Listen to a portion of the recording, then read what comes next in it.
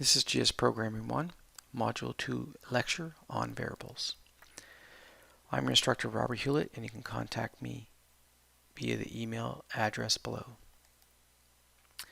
The general learning outcome is to master, know, and understand all content and concepts discussed in lab, lecture, and the assigned readings. Specific learning outcomes, although not an absolute list the 3 core tools in programming, describe the structure and flow of a console application, discuss common data types for JS professionals, discuss Python built-in types, discuss Python dates, list Python numeric operators, list the Python combined assignment operators, discuss Python string formatting techniques. So, Rob's rules, aka the world according to Rob. When you're solving a problem using a programming language, there are basically 3 core tools that you have at your disposal. You're going to solve something by using a variable or with an if statement. We'll talk about these in future modules. So letting your code turn left, turn right, head north, head south, branch or take a different path based on the data coming into the program. And sort of like the workhorse of programming is loops, so that you can do something over and over again. And the combination of ifs and loops and variables is what makes a computer look smart. They can loop really fast, fail billions of times, and stumble upon the correct answer. Everything else that you're going to encounter in code, beyond variables, ifs, and loops, is really about organizing those 3 things. Maybe we bundle them in a method or a function, and we put those functions in the modules, and we put those modules in the packages, and we put those packages in the libraries. And so a lot of the noise you hear around a language might be the bundling of that functionality. But at its core, there are variables, and there are ifs, and there are loops. So we're going to review the structure of a console application. So this is a basic console application that we've been making in the labs. So we have some folder and a main.py. That's our standard right now. And so typically we have to get data somehow. And the only way we know how to do that today is to ask the user. So we send we use input to send a message, and we capture what they type at the keyboard, and then we put it into a variable here called sumVar. Once we have the data inside the program, then we can start processing it. So we'll make more variables. Maybe we'll do some mathematical calculations. That's about all we know how to do right now. And once we produce that new value via our process, we have to output it. Otherwise the user won't know what's going on. So we print some statement. The answer is some variable value. Variables. Most of the data that you work with resides outside your program. Might be in a file, might be in a database, might be coming from a website or a web service, or maybe it's something the user types in, but it's definitely outside. But as it comes into your program, you need a place to put it. What I call data buckets, and these data buckets are variables. So in general, especially in a 3rd generation programming language, variables fall into a few conceptual categories. You need something for numbers. Maybe they're whole numbers in real. Lots of programs distinguish between that because the computer actually handles those numbers differently. Text is quite common. It's probably the easiest way to get data in. Someone typing at the keyboard comes in as text. Open up a text file, CSV file, or a fixed width file. It comes in as text, so it's quite common. Otherwise, we're getting to what I would call complex variables, right? So we either have simple numbers or text, or then we get something slightly complex. It could be a compound variable, such as date. Date has a lot of information in it. It has a year, it has several numbers, a year, right? Another number representing the month, another number representing the day of the month, It could have hours, time. It may even have time zones. That's a lot of information packed into one place. Or something such as a feature. A feature from a web service might have what geometry is. It might have a list of fields and data types for those particular fields. And then it might have the columns and their values. It might even come with some symbology. So it can be quite a complex or much larger variable with a lot more information in it, organized and nested. Right? There are these other things what I call collections, a whole bunch of the same stuff, although we're going to find out it doesn't have to be the same. But usually if you have a whole list of things, tuples is another term we'll learn about in Python later. We also have these things called sets, usually a unique list of a bunch of stuff. And we have these dictionary structures that look a lot like JSON. And so those are typically called collections. We have these things called enums, enumerations. Enums is short for enumeration. They exist in a lot of different languages. What we're going to find out is we have some basic variables that can hold like a yes/no option, and then we jump all the way up to 255 values. And someone might say, well, I have more than 2 but way less than 255. I really want to have something that just has 7 options in it, or 11 choices, or maybe 3 choices. And so enumerations help solve that tricky area between on/off, 2 choices, and then 255 choices. And someone says, I want something in between. So enumerations definitely fill that void. There's also these things in Python, and you can make them, called classes, and they can have properties, which is data, which is more variables inside, but they often come with methods that know how to operate on that data. So if we take the string class that stores text, a lot that comes with that is the ability to split it, or return a substring, or search it for, say, a letter and tell you where it found that if it does find it, or flip the string to uppercase or to lowercase or to proper case. So there's all these methods or behavior or functionality that we can embed in the class that helps you work with the data that the class has, and that can be quite helpful. Take a date object. We can, once we have a date, we probably have methods to get the year, to get the month, to get the day of the week, the Julian date. How many days into the year is it? That's 115 days into the year. How many milliseconds since the start of time according to when the computer thinks the world started.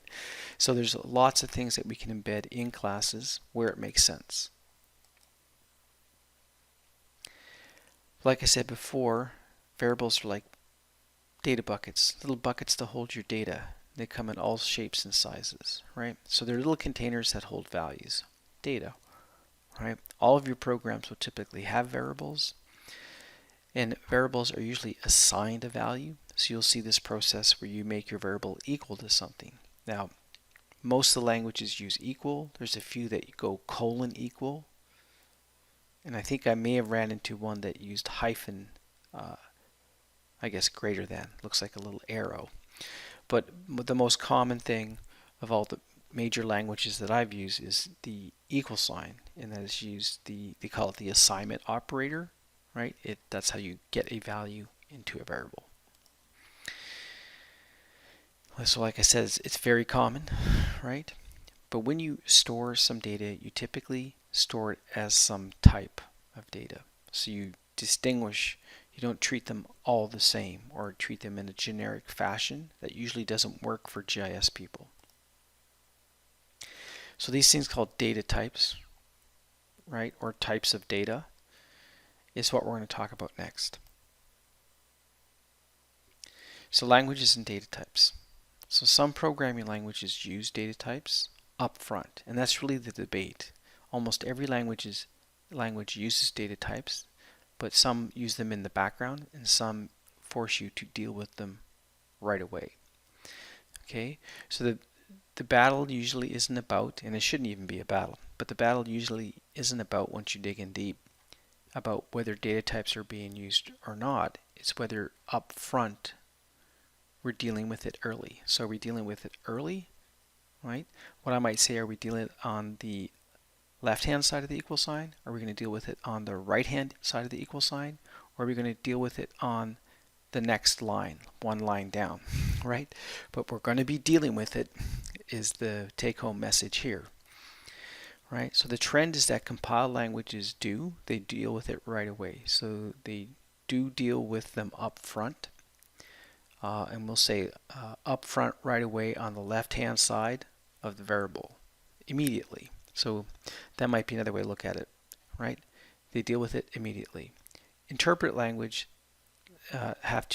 well, they don't have to, but they choose to delay it. But sometimes you're just delaying until you get to the right-hand side of the equal sign, and you'll deal with it there. Or you're going to deal with it on the immediate line below, which is not that far away, right? So you are going to have to deal with them eventually, right? You're always going to find an exception if you find some strange language that does it really weird. But basically, you either deal with it up front, right, early, or you deal with it later, right? And sometimes the later is, like I said, just the other side of the equal sign or on the next line of code, right?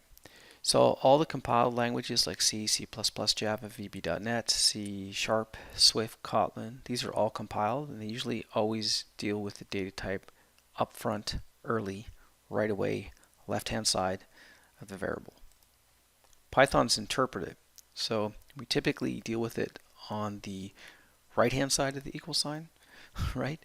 Or on the next line typically. But we can postpone it for a short time, but not that much. Okay.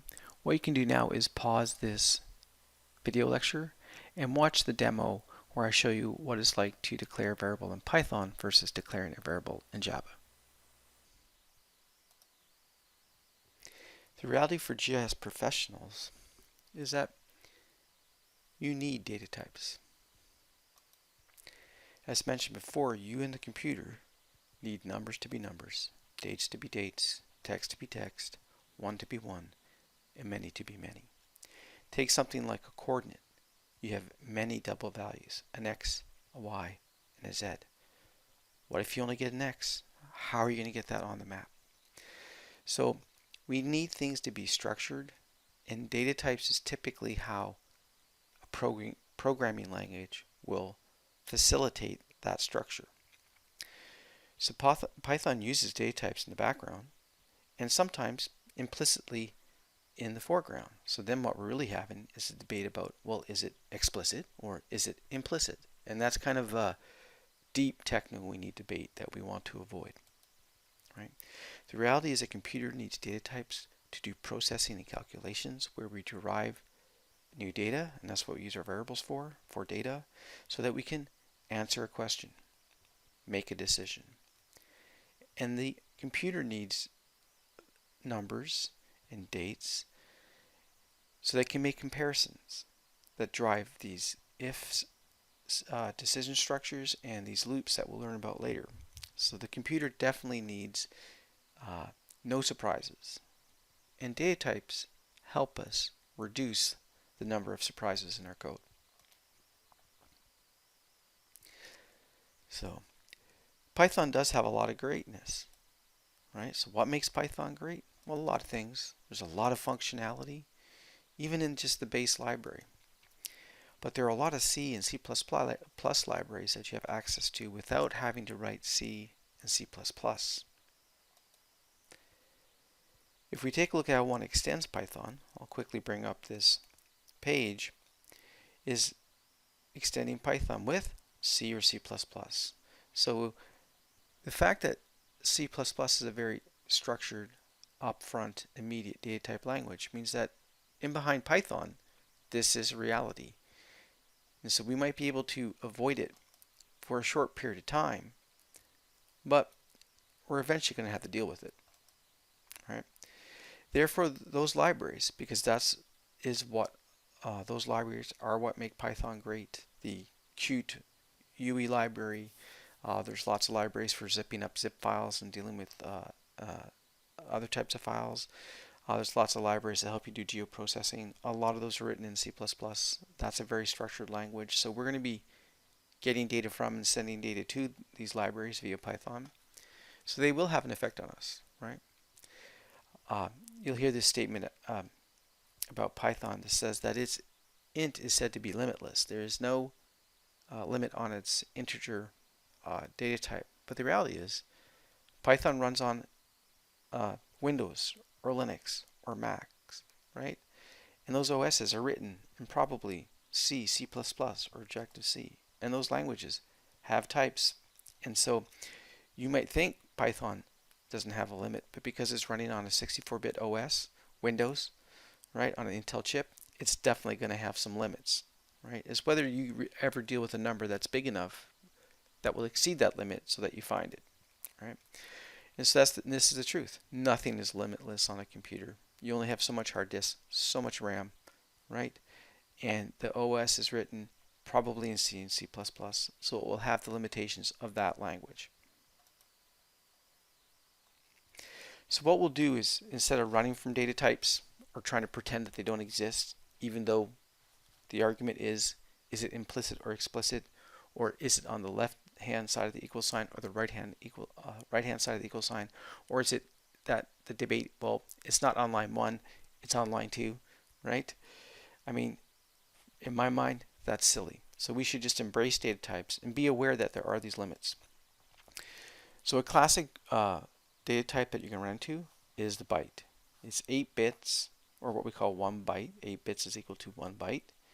And so it can only store a number typically from minus 128 to 127. Notice we can't go to 128, right? This is related to 2's complement.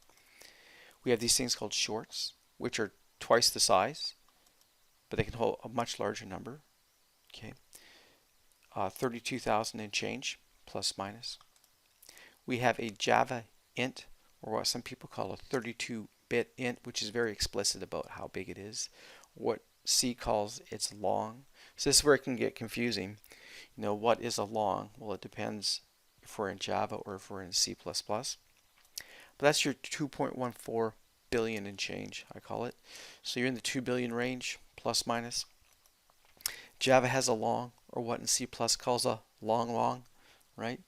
Which may sound strange, but that's exactly what it is, long. And this is your 9 quintillion, okay? A very large number.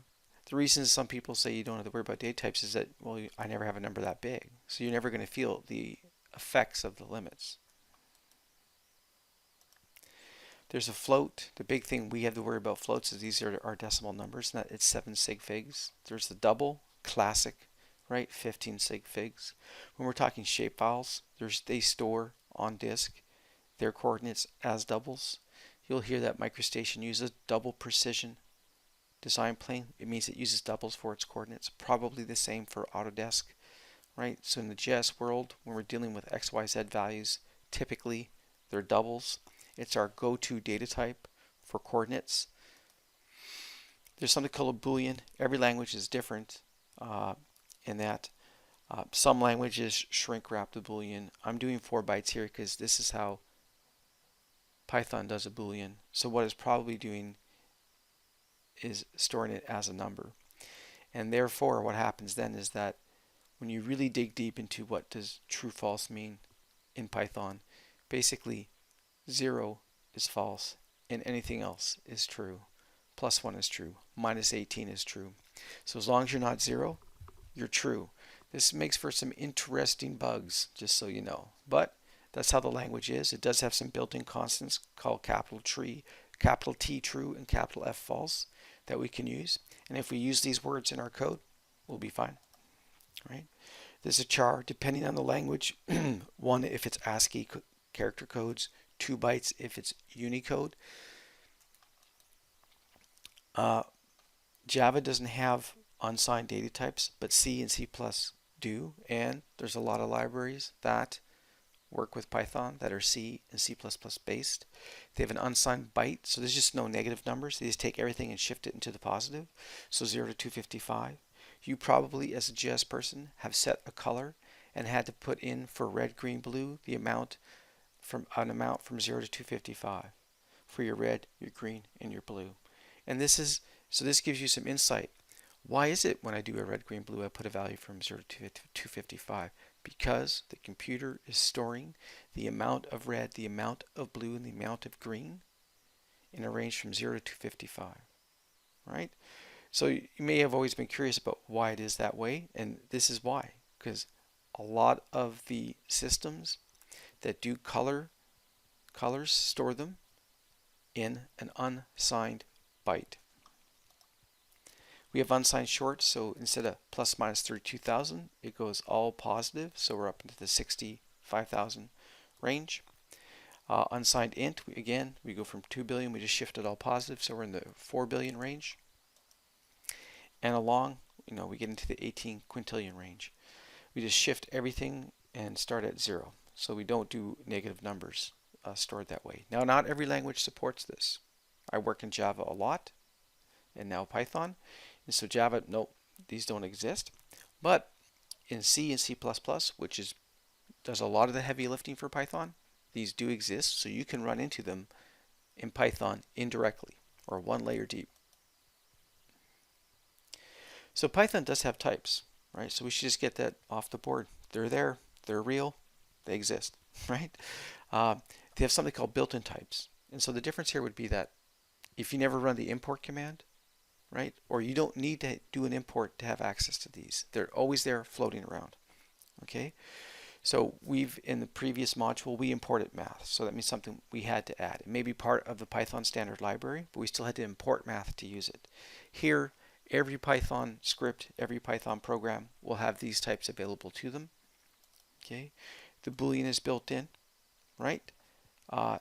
The int is built in, the float, which is a double, is built in, and they even have a complex number if you need more than 15 sig figs. These are built in. You don't have to import anything. They will always be there and available to you in every Python script that you write. Text is built in, right? They also have fancy things, and we'll talk about these later when we talk about many, but these have these things called a generator. And so maybe you have something that starts at 100 and skips counts by 10. So when you go to it, the first thing in there is 100, then it's 110, 120, 130, 140. Or you have a range. So it's not a one thing, it's a many thing. It's a range of numbers from 101 to 133. There's also many constrained. There's these things called tuples and sets and frozen sets. I don't want to get too deep into them now, but it's this concept of many, but there's also a further restriction on them. There's something called a list, which in traditional languages we might look at as arrays, but lists in Python are very flexible. You can add and remove as you need. There are key value pairs with nesting, what's called the classic dictionary, very JSON-like. Again, built in, ready to use, no imports needed. They even have a blob type, big chunk of bytes. Hopefully we never have to do this, but what if you need to deal with an image, an icon, or something like that? So you can bring the whole thing in and stuff it into a big byte array. And a few more. And again, these are all built in. These are match very well to traditional types in languages such as C, C++, and Java. So, I mean, Python has them built in. That's what the document calls them, built-in types. There's also something called data types. So more data types in the Python standard library. And so the difference here is that to get to these, you need to do an import, right? So you have to add a bit like we imported math. So the classic thing we did, I think in the first lab, we imported date, time, and time. So to handle dates, because dates are the weirdest things ever. I mean, year, month, date, hours, minutes, seconds, time zones. So they get complex. They have a further set of collections. So these build off the sets and the lists that are already in the built-in types. They just add more options to them. They have enums. Enums are kind of interesting.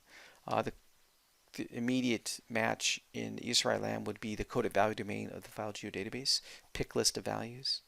The thing is, the Boolean gives you true or false, which is two options. And then the next thing would be a byte, which can have, whether it's negative or positive, it can have up to 255 different values, right? 205 different slots. So Boolean, right? 2 slots. The next thing up would be a byte, which would have 250 slots, or 255 actually. So you might have a question. Well, I only have 6. What do I do? I got 6 things in my list, and I want to make something where the user can only pick one of these 6 things. They never get beyond it, right? Not like the true-false Boolean scenario where 0 is true and anything else is. I mean, 0 is false and anything else is true. So you might want to say, no, I need to constrain it more. I want more control. But I don't. I have more than 2 and I have way less than 255. Enumerations solve that problem for you. There's something called bisect. It's like a very fancy set. You can add and remove to them. It stays sorted and you can search them really fast. Right. There's more details here about these extra data types. Now, the thing about this is that they are part of the Python standard library, but you can't get to them unless you do an import. Okay, so they're not in some library that needs to be installed. If Python is installed, you'll have them. It's just that typically to get to them, it takes a little bit of an import, a little import statement at the top of your code.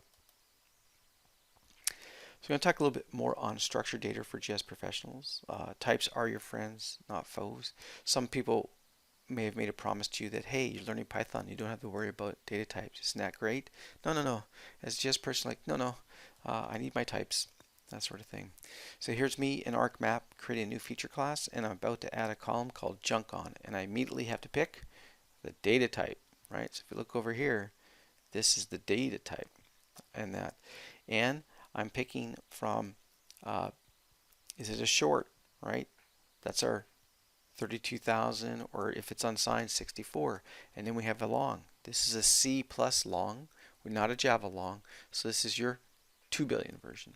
Okay. We have our float, 7. Sig figs are double, 15. We have text. We have date. Easter does their own dates their own way, different than Python dates. We have a blob field. Hey, Python's got a blob, built-in blob type. We have a GUID, which is like a big foot-long alphanumeric string that's meant to or ensure uniqueness, and we have a raster, and this is like an ESI raster. It would be just a very specific version of a blob field that is for ESI rasters. But when you add a column on a feature class in ArcMap, you are going to have to pick the type. So we're used to types. It's what we do, and we're picking these types because we want the data to be consistent, right? And so types aren't our foe, they're our friends. This is me in ArcPro. Exact same list, by the way, because all that happens between ArcMap and ArcPro is the GUI changes, the file geodatabase does not. And that's your data store.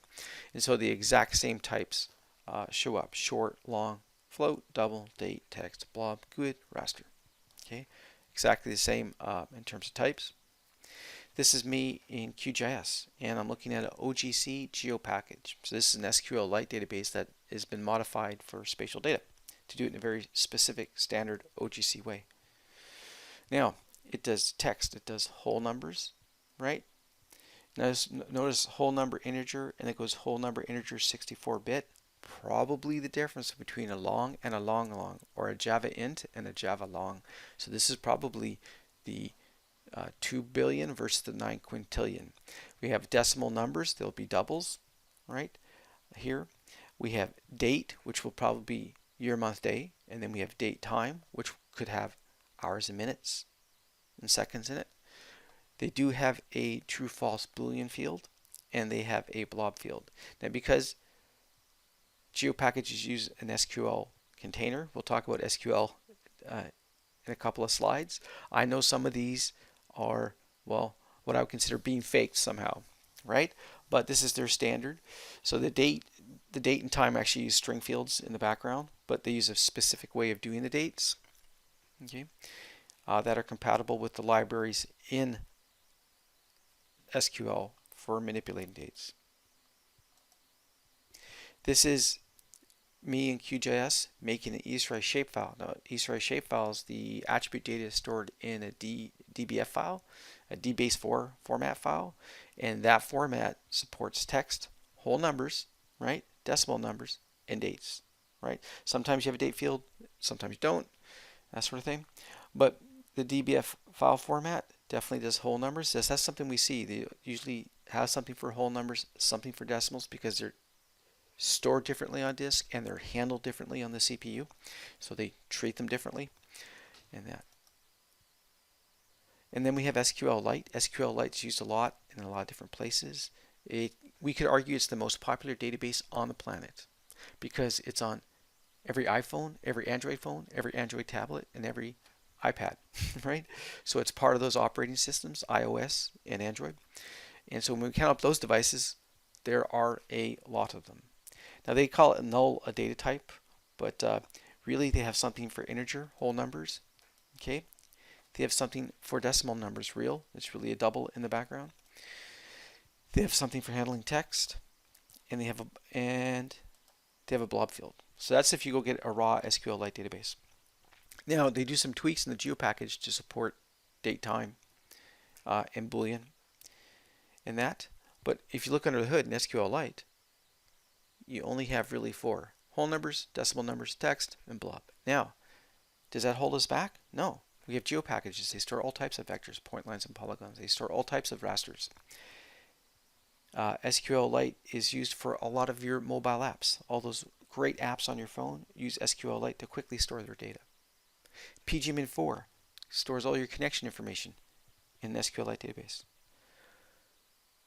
ESRI, their runtime geodatabase, is an SQLite database with a very specific schema. Their map packages that you make in Arc Pro just have more runtime databases inside them, which are SQLite databases. You go to ArcGIS Online and you publish a map and you make certain mapping areas available for offline so people can download them. That basically makes standard map package that you would make in Arc Pro as well, all put into SQLite databases.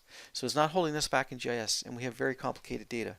Okay, so we can use that container to store all that. But the reality is we need something for numbers, we need something for whole numbers, decimal numbers, text, and a blob.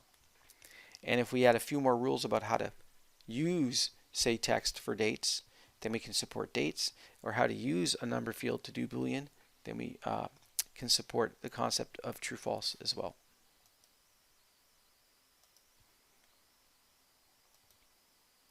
So if you want to dig deeper into data types, this is a link to the ArcGIS field data types. Also, how ArcGIS field data types map into a particular DBMS. So instead of using the file geodatabase, you can use something called the enterprise enabled geodatabase. And what happens there is that the data is not stored in a file system. It's stored in a relational database such as Postgres, Oracle, SQL Server, maybe Informix or DB2.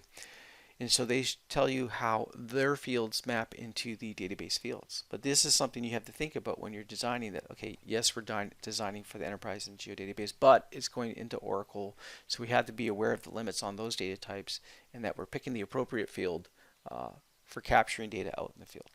So data types, like I said, are your friends, and you want to be able to leverage them so that your data stays consistent and clean, and then so that your analysis when you're producing numbers are as the best that they can be, so you can make the best decision. So just a data type summary. Not every language uses data types up front, right? That's really the debate. We're talking the left hand of the equal sign or the right hand of the equal sign. I don't know if we should debate that, right? So many languages do use them up front, right? In some of these languages, C and C++, under the hood, do a lot of the heavy lifting for Python. Okay, all relational database management systems, SQLite, all object relational database management systems, Postgres, Oracle, Microsoft SQL Server use data types, right? So don't run away from them, run towards them, right? ArcGIS uses data types, right? So we have to know the common ones. Byte, short, 32-bit int, right? A long, and the issue there that my long is not the same as your long, right? And so that if we're truly integrating with a product like ArcMap or ArcPro, we have to realize that it taps out on the 32-bit, the 2.14 billion. Doesn't like numbers bigger than that. So we have to avoid actually using the 9 quintillion, the Java long or the C plus long long. You have to be careful. Postgres will let you use it. They call it a big serial, but basically it has the same range. A big int or a big serial has the same range as a C plus long long or a Java long. And we actually can't use those because if we want to use the data in ArcMap, so we have to be aware of these limitations. The reality is, if we're writing in Python, right, which eventually might hand off to C, but that code eventually all has to be ran on a CPU, whether it's Python or Java or C or C++. It all goes down to the CPU eventually. The CPU instruction is probably written in C. And so we're going to have to deal with those data types, or they may have an effect on us in terms of the result that gets returned to us and the data that's coming back. So just going to go over some declarations and what it looks like in Python. Okay, so text is pretty easy. Got to have single quotes on it. You can do double. The standard in this course will to be always use single. They use double strings or a triple double string for doc strings, sort of like metadata for your modules and your functions. So because the standard is to use double strings, double quotes for doc strings, we'll therefore use single quotes for what are called string literals. Numbers, notice that 10 as int, we just type in 10. It can because there's no decimal, because there's no quotes around that, because that's a number, it can implicitly change it to an integer for you. Okay? But if I do this in Python, 10 as an int is now an integer, right? Even though I didn't say to make it an integer. We call it implicit. So the data type is there. I just didn't do it explicitly, right? 10.2 as float. Because that's a number, there are no quotes, right? No single quotes or double quotes, because then it would treat it as text. But because there's a decimal point there, it knows to turn it into a float, a double, right? So 10.2 as a float will be a float. It's not going to be an int and it's not going to be a string. Python will put it into a double for you, right? It just does it implicitly. Doesn't do it explicitly, right? But you will be using a data type and it will affect your code. Dates. Now we'd have to do an import date time to make this work. And because dates are complicated, it's done with a class. So this is called in some languages a constructor. I think in Python it's called the class initialization. When you first create an instance of the class, how do you want it initialized? Well, I'm going to send the year, the month, and the day. Okay, and that is the standard that you send the year and the month and the day. There might be some batteries included that if you mix it up and put a number above 12 in the middle, it'll try to fix that for you. But I would just follow the standard. If the standard is 4-digit year, month, and day, just follow that pattern, and your dates should be okay. Dates are always a strange thing. So what you can do now is watch this demo on what is 10 times 10. So we get an understanding of what Python is doing.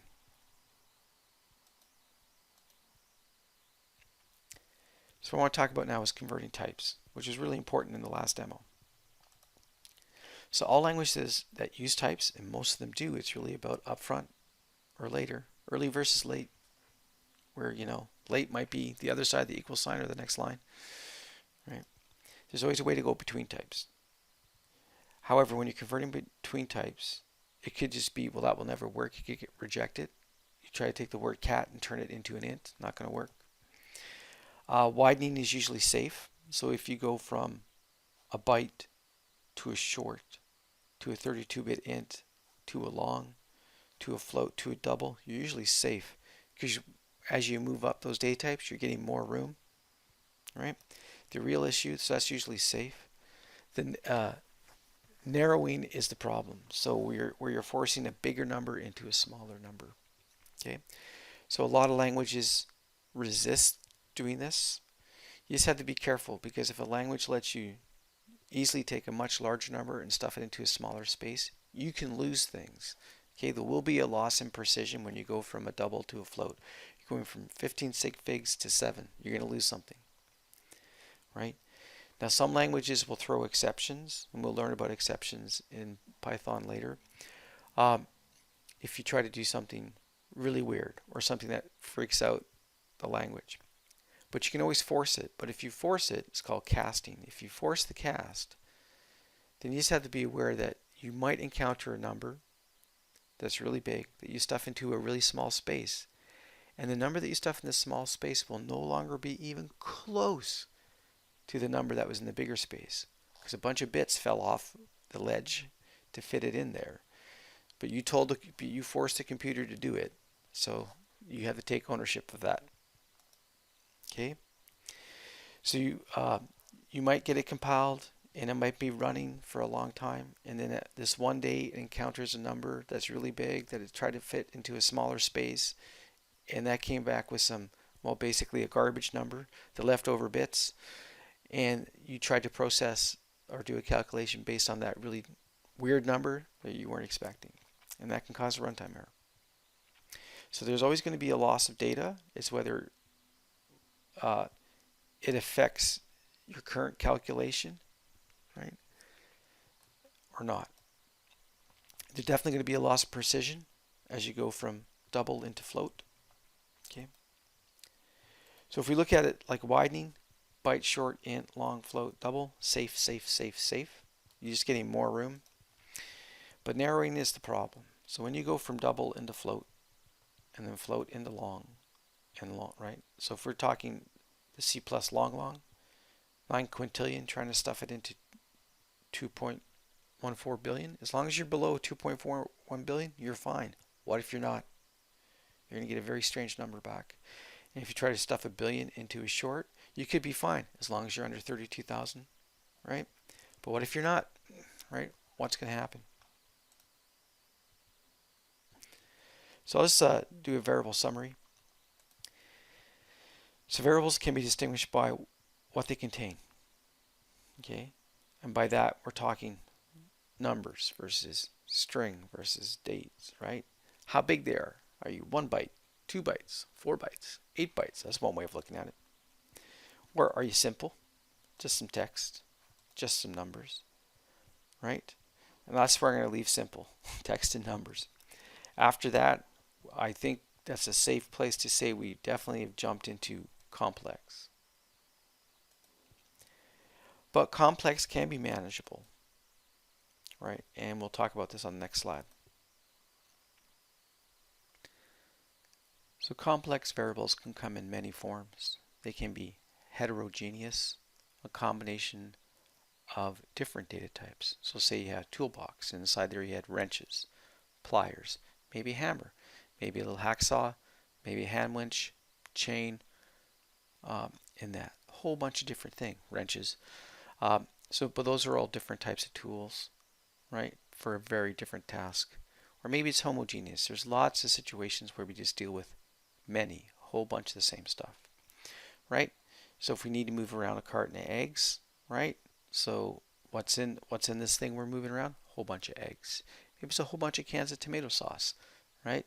Pack of cigarettes, Pez dispenser full of Pez candy, right? A whole bunch of the same stuff.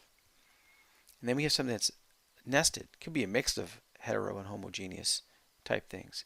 Great examples are feature datasets from ESRI JavaScript framework, and also GeoJSON feature collections. So we'll go take a look at a feature dataset. So feature datasets, the closest thing on the web in the ESRI world to a feature class. So when we scroll down and look at the properties, it's got like its spatial reference. So it'll know what kind of projection system it's in. It may know its geometry type. It may actually tell you what fields or columns are going to be on there. And so let's go down here and we'll check out the fields. And what's in a field? Well, we'll get a list of the field name, object ID, and maybe what type it is, OID. Whether it's the column name is title, the type is string. Here, the column is magnitude, the type is double, right? So we get like metadata back describing what the column structure is and the data types.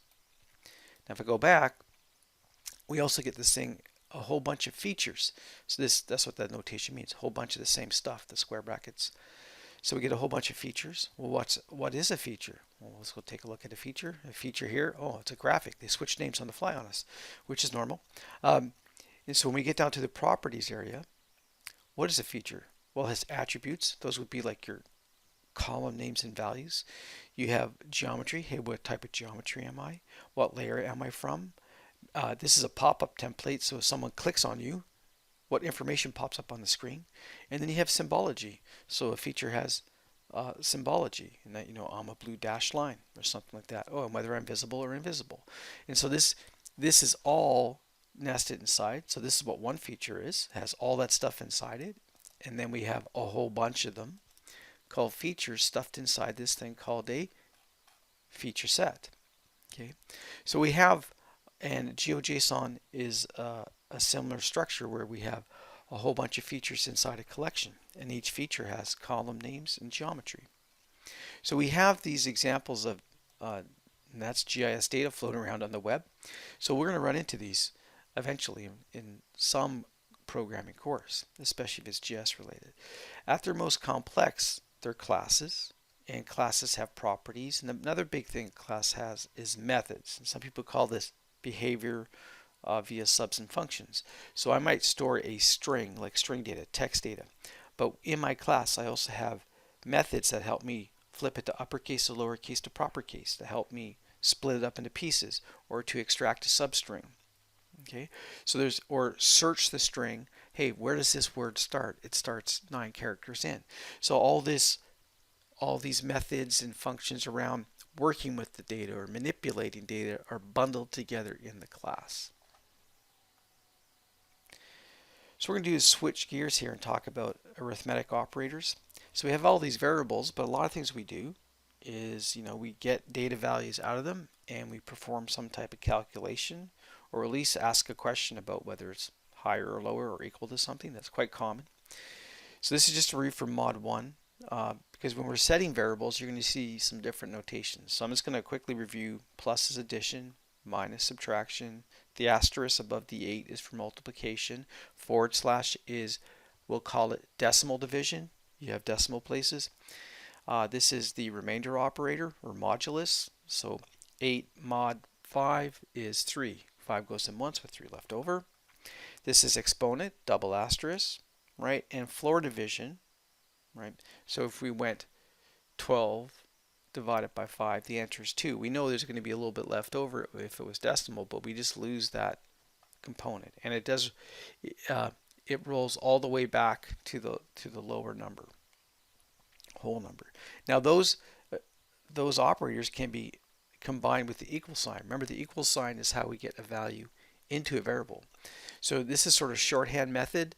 So I'm going to go over it because you might see this in examples on the web in that. So there's this plus equal sign. So instead of me going plus x is equal to, I'll just get the little laser pointer, x is equal to x plus 5, I can just do shorthand and go x plus equal 5. It's x yourself plus 5. So that's what that does. So programmers, developers hate typing, apparently, so they love shorthand. So we'll just go over these. All right. So when you see people putting a value into a variable, you can see this notation. This is yourself minus something. So I can go x is equal to x minus 5, or hey, x minus 5 off yourself, times yourself by 5, divide yourself by 5, divide yourself by 5, but don't return a float in Python, return an int, a whole number. Mod yourself by 5, right? And then you're after the remainder. Raise yourself to the exponent of, right? I don't know if you're gaining too much ground on this one. It's about the same number of characters, right? There's also bitwise operators. These are a little different, but you might see them in example and wonder what they are. But what you have to do is you have to envision x being a number, being converted to binary, and the number 5 being converted to binary, and going to each bit slot, the on-off positions, or the on-off slots, and asking, well, if x has a 1 in that slot and 5 has a 1 in that slot, I output a 1. But if x has a 0 and y has a 0, I output a 0. But if x has 1 and 5 has a 0 there, I output 0. And if X has 0, but 5 has 1, I output a 0. So you get a lot more zeros. So only where they have bits in common, right, doing the same thing, do 1s come out. And if there's zeros, zeros come out.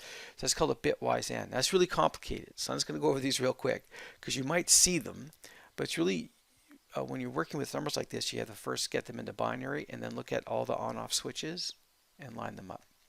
Or just look, if you have a 1 or I have a 1, it's 1. If we both have a 1, it's 1. But the only way we get a 0 is if we both have 0 in our on-off switch. This is an OR, and this is a weird one. We have to be different, right? So if we both have 0, 0. If we both have 1, 0. But if you have a 1, I have a 0, or I have a 0, you have a 1, well, we'll let 1 through. So that's the XOR operator. This is to take your binary data and shift it. So say I had 16 and I shift it one spot. Here I'm shifting 5. So I shift it one spot. That would slide all my bits over one slot. And so now I would have the number 8 in that. And this was shifted the other way. Say I had the number 2 and I shifted it one spot, I would be 8. If I shifted it 2 spots, I'd be 16. If I shifted it 3 spots, I'd be 32. And so this is down at the binary level, comparing the on-off switches and moving them around. Okay, we typically should never have to do that in this course, in all honesty. So this also gets into order of operation. How does Python figure out what to do? And so there is this parentheses, exponent, multiplication, division, addition, subtraction thing in math. And it follows that. But before it could even get there, it does have to resolve some other issues. If it needs to call a function or something, it will figure out what's inside the parentheses. If you're dealing with many, like lists and dictionaries, it'll have to resolve those first. It has to get all that resolved first. And then it also deals with negation. The concept of, is that plus 10 or minus 10? Not subtraction, but is that a whole number or a positive number or a negative number? Okay. And then right, then we're sort of starting falling into the PEMDAS. So we do have to do any brackets, but also any parentheses, but also do any brackets and any braces. And then we have to figure out if we're dealing with positive, negative numbers first. And then we can get into the exponents. Okay, so it's kind of following that model. Then we'll deal with multiplication, division, floor division, and modulus, because we have a few more operators in Python. Then we'll do traditional addition or subtraction next. We'll figure that out. Then we do any bit shifting, right? So if there's bit shifting to do, then we do that only after we've done all these other things. Okay, and then we can do after we've shifted. Then we can do some comparison, a bitwise AND, a bitwise XOR, or a bitwise OR. And only after all those have been resolved could we do a logical comparison. Is this value greater than or less than or equal to another value? So all these other things had to be resolved first. Then we can do our logical comparisons. And we'll do more about logical comparisons when we do ifs in the next module. Just going to go over a typical workflow of a simple program. So we jump out of the deep dive there and back up again. So when we write a program, we're always going to have this thing where we have to get the data. And then the issue is, where's it coming from? Keyboard, text box, maybe it's coming from file, text or binary, maybe it's coming from a DBMS, rows and columns, maybe it's coming from a web service, some type of objects, or maybe it's coming as like JSON and we can flip that into a Python dictionary, that sort of thing. And then typically we have to get that data assigned to variables, and then we have to convert it to the proper data type. I mean, if we have any hope of trying to work with the data, do some type of calculation, figure out if something bigger or smaller than something else, then conversion to the proper data type. So a lot of data is transported as text. If you do the keyboard, JSON coming over the internet, hypertext transfer protocol, text, right? And then we got to ensure that numbers are numbers, dates are dates, many needs to be many, right? So we need it properly structured if we're going to work with it. And then we can start processing the data. So this is almost it's a mini version of a GS project. In a big GS project, you get all the data in, fixed up and clean, and then you can start analysis, right? And that's like, got to get all the data in, right type, and now we can start processing the data, right? So we can change a variable's value, simple enough by doing simple calculations. We can base another variable's value on another variable, right? So we can do these manipulations once we get the data in, but only if they're numbers, right? We can only add stuff if it's numbers, and we can only multiply things typically if it's, you know, ints or floats. So we, you know, it does matter. Data types do matter, right? And then we have to output the result, but where's it going? Screen, file, just doing something on a GUI, user interface. Maybe we shoot it back into the DBMS, right back into the database, right? Other, maybe we send it back to the web service and, you know, gets stored in a feature service in ArcGIS Online. So I'm going to switch gears here, and when you're outputting stuff, it's going to help to format it so that it's, you know, easily consumable and digestible for the user, right? So we're going to start leveraging formatting, aka printf. A lot of this stuff comes from this old method called printf that existed in not Python but C. But because a lot of the heavy lifting that happens in Python is done in C and C++, you know, this function is kicking around. People are, well, they know, right? It has a reputation. Everyone kind of knows of it. And so people say, why can't we just do something like printf, right, to make the formatting easier? And they have. And there's been a couple of runs at it, right? So printing with formatting, there's many advantages. There's less concatenation. And there's some special formatting switches for doubles and whole numbers, zero padding and things like that. So we can control the decimals, special formatting, like I said, for whole numbers. Lots of our map sheets are like 092G. This is natural that we always put the 0 in front, zero padding. Special formatting for dates, too many options here, but most people, you know, want a 4-digit year, 2-digit month, 2-digit day, separated by either hyphens or forward slash. There'll be something, and there's lots of formatting options. So it makes it actually easier in the end. If you actually had to write your own code to do this, I mean, it's not a lot of fun, right? But it's already done. We just have to figure out how to do it. Also, things that come up are like a system independent new line. Like this is an issue in some languages. Like I run on different, I run on Mac, I run on Unix, I run on Windows. They'll do the end of line differently. And do I want to handle that as a programmer, or do I want the language to handle it for me? So typically built into these, this type of formatting, it handles it for us, which is great. So Python's been around for a bit, and so they've taken on formatting a couple of different times, a couple of different ways. And so that title might look really cryptic, and that's not bad. That's basically what it is. Are some of these formatters strange looking? Yes, but they do a lot of work for you, and it saves you writing the code. So it's the very old school percent method, very C printf based. There's sort of the semi-new curly brace. These are called, you know, sort of, they call them fields, and we use dot format to get the values into the fields. Or we use the brand spanking new 3.6 Python F strings, or what some people call formatted string literals shortened to F strings.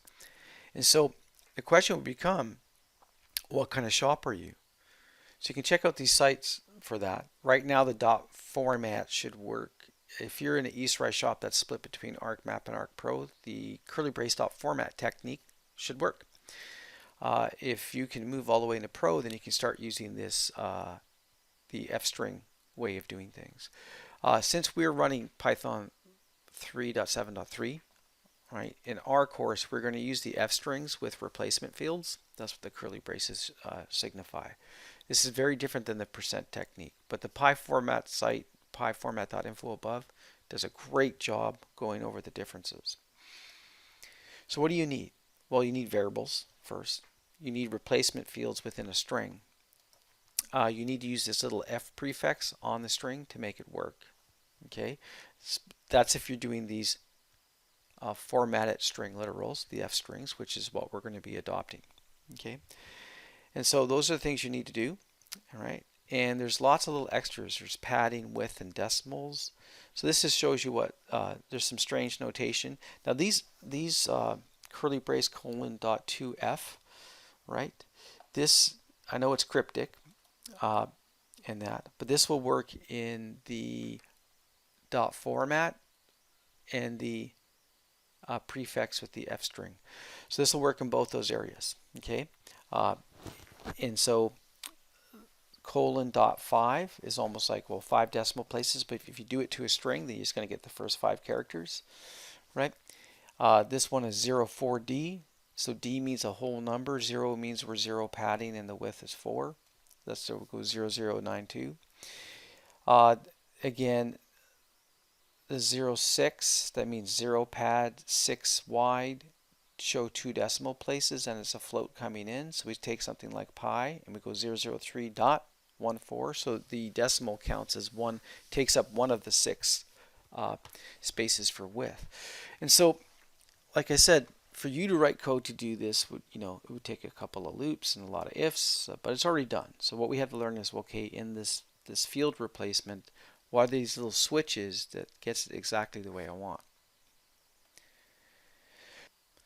So if we take a look at example 1, we can see the statement print, a radius of blank has an area of blank. Now you can do the numbers. If you need to reverse the order, if you don't put the numbers in, then it's going to go, the first set of field replacement will be 0, the next one will be 1, that sort of thing. But basically it just slides the variable radius into the 0 slot because radius is the first argument, right? Count starts at 0, that's argument 0, and then argument 1 area goes into the 1 slot. Done. So that's how it sort of works.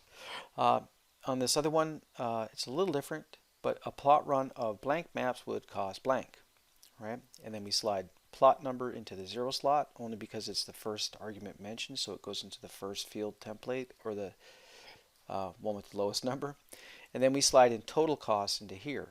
Now the reason it goes in here is because of the 1, but the dot 2 would actually restrict the variable to 2 decimal places when it gets displayed. It won't change the variable in memory. It's just when it gets printed to the screen, it lops off the extra precision, right, or extra decimal places. This is an F string example. Again, this is a 3.6 new, and so if we're in Pro and trying this, it'll work, and if we're in ArcMap, it may not, right? So first, let's say we had some variables: radius equal to 10, area is equal to m dot pi times radius to the power of 2. Done, right? And so we have to put the little f in front of the string to say, hey, by the way, I'm going to format this string. Now, I think going over the dot format technique, then you understand, okay, f means format and that sort of thing. And then I go a radius of, and in the field, instead of using the numbers, I actually just put the variable name in. Radius has an area of area. And so when you read that, it's very clear. It is technically shorter, right? But it's very clear in terms of a radius of radius has an area of area, right? So you as a coder understands, well, I put radius in the right spot and I put area in the right spot. And so I think it's a cleaner thing. They've had a couple of runs at this, and you can tell there must have been some discussion in the community that they didn't quite like the percent, and the dot format didn't get them any further ahead. But this is a much cleaner take on how to drop the variable names in. And so if I had number of plots is equal to 30, cost is equal to number of plots times some, cost per plot, then I put the f in front and say, hey, by the way, I'm formatting this string. A plot run of numplots maps would cost the cost. And here I'm restricting it to 2 decimal places in that. And so I think that's just, I would say that this is a cleaner take on formatting, and it is much more readable. And if you read the peep on the Zen of Python in the lab, they do talk about that the language should be, it should be readable, and it shouldn't be so cryptic. And the very old school technique with the percents is very cryptic. Having that modulus operator that you use for other purposes show up in the middle of a string is kind of weird. So what you can do now is pause this presentation and watch where I go over in Python different ways of concatenating strings. So I'm going to go over just concatenation. I'm going to go over multiple arguments. Then I go over the percent method, the dot format method, and the new fstring method.